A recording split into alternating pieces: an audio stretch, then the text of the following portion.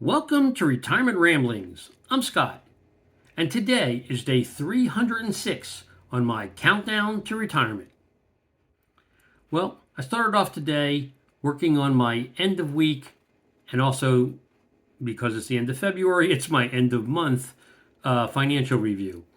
And my wife worked on our monthly net worth report that I was going to be able to review later in the day. And then once I got that done and I had all the numbers prepared and let my wife know where we stood, I started preparing to make a beef chuck roast for dinner. And I did that because it takes like 6 hours in a 350-degree oven for it to be reach the tenderness that we like. So pretty much got out the Dutch oven, which we only use for that purpose. And then got the chuck roast out and seasoned that. And then, started working on the activities that I needed to get that prepared so that I could get it into the oven, where it would then cook over the 6 hour time horizon. And so I'm going to share both the process with you as well as the ingredients and the steps that I use to make it, so that you can follow along and try it out if you so desire. And I'll do that in just a minute. But for those people who are not interested in that, following that process, I went out to lunch. We had Chinese today, which for me was beef with broccoli. Then my wife carries around a medication list, which sounds like I would be really sick, but I'm not. But she carries around a medication list in case something were to happen and she needed to provide, paramedics or whatever with the drugs that I'm on.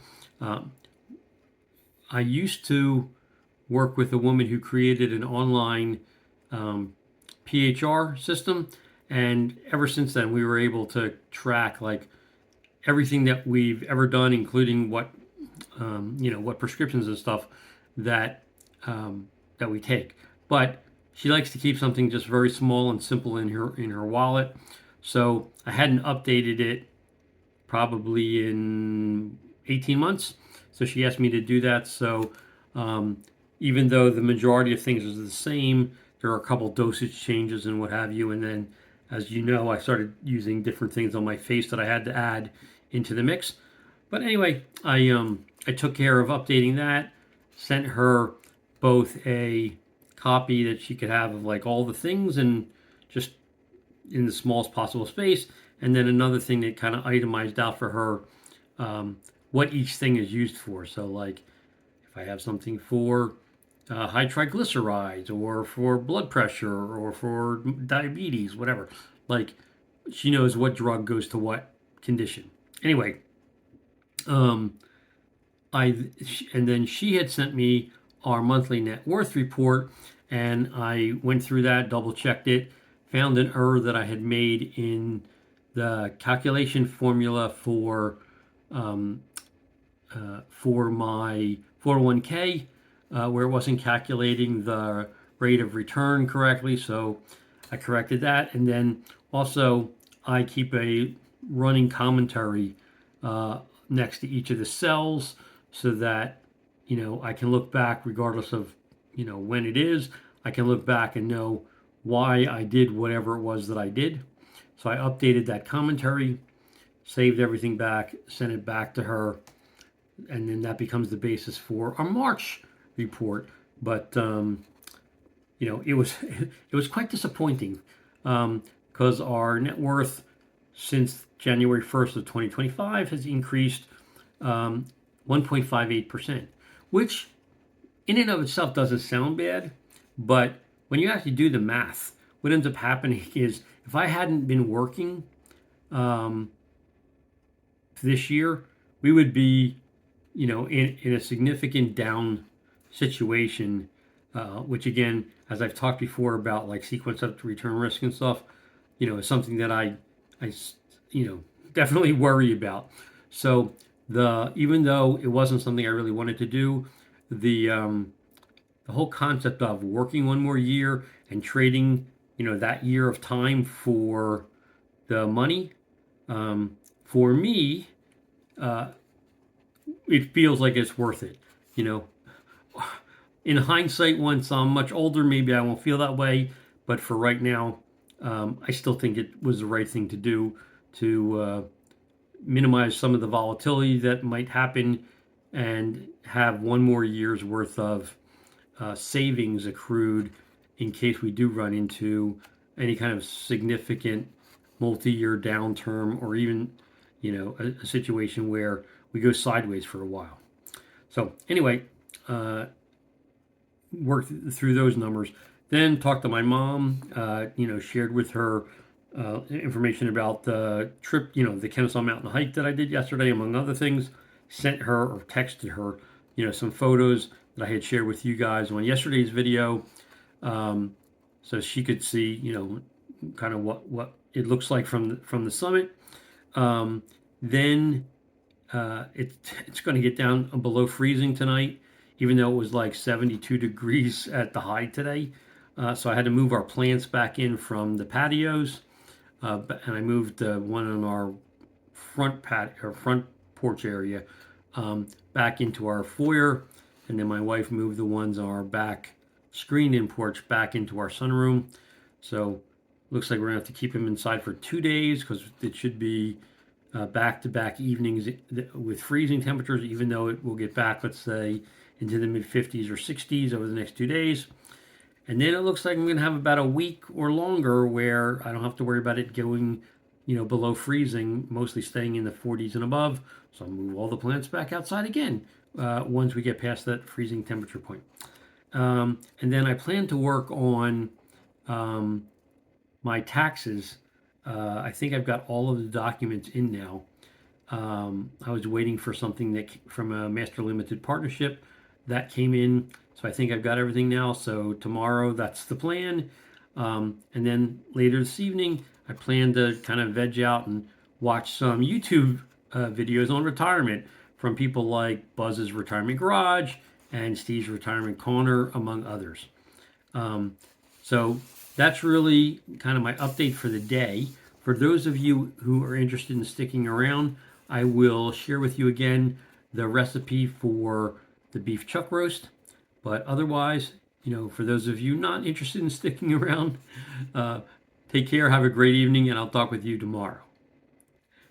So, for those of you still here, here's the recipe ingredients for the beef chuck roast. So, first, you need 3 to 4 pounds of beef chuck roast, and then to make the broth that you're going to basically braise the chuck roast in, you're going to need 3 to 4 tablespoons of better than bouillon beef stock, 8 cups of filtered water, 1 large onion, 3 to 4 medium to large cloves of garlic, a half a teaspoon of ground black pepper, 1/2 teaspoon of granulated garlic powder, 1 teaspoon of Italian seasonings. And by the way, all of this information I'm going to drop in the description down below. So if you want to be able to print it or go back to look at it, it'll make it easier for you there. Then you're also going to need 2 large carrots and either 4 to 5 medium or 3 to 4 large red potatoes.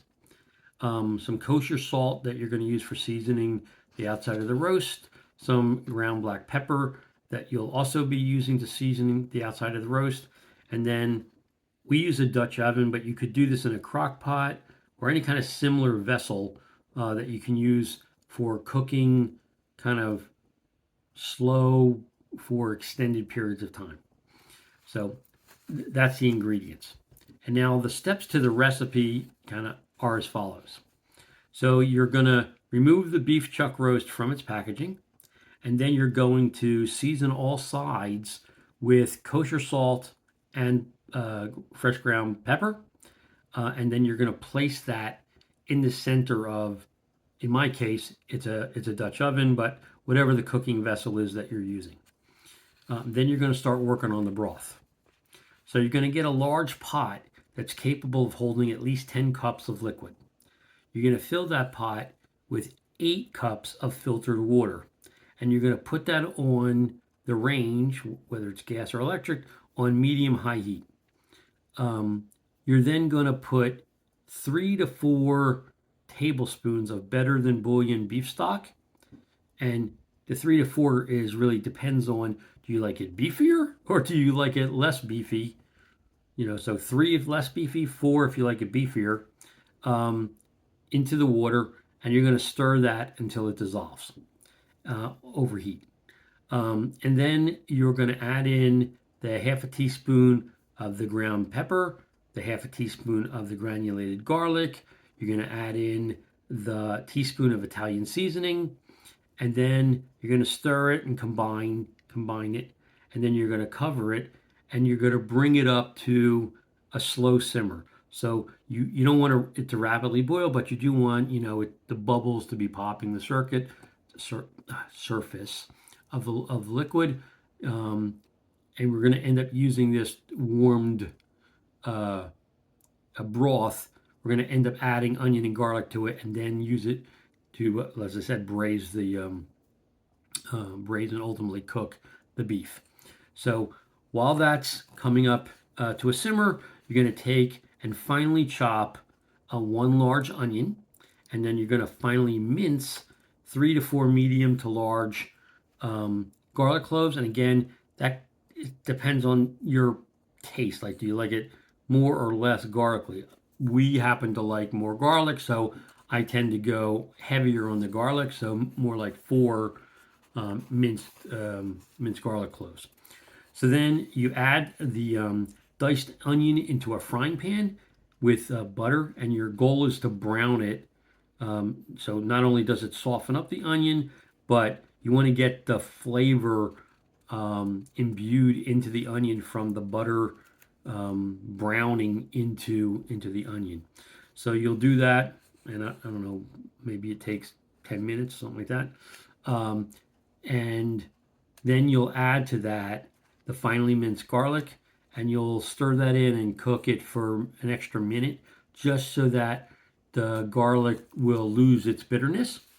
And then once that saute process comes to fruition, you'll remove the frying pan, turn off the heat, and then you're going to take the contents of the frying pan, which is the onion and garlic, and you're going to carefully drop that into the broth liquid, being really careful not to splash yourself as the onion's going into the liquid, and also not to lose any of the onion and garlic that you just spent the time browning. So you want to get that in, and then you're going to stir it and combine, to combine well.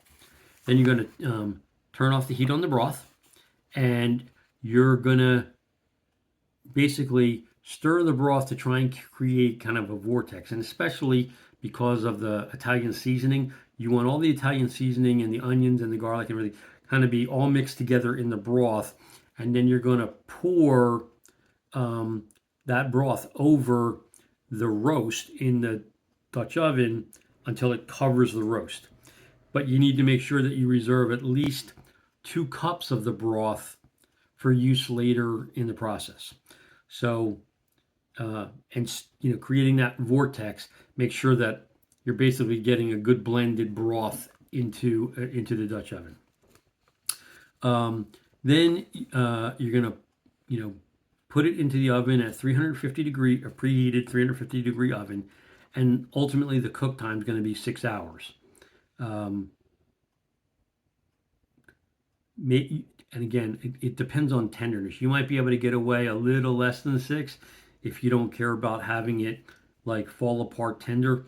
We want it to be like shredded, so we want it to be super tender. So we go full 6 hours. So then about 4 hours in, so 2 hours before I expect it to be done, I'll take the 2 carrots and I will dice those up into pieces that are no more than really a 1/4 inch in size, and then I'll peel the red potatoes, and I'll dice those up into like 1/2 inch to 3/4 inch chunks.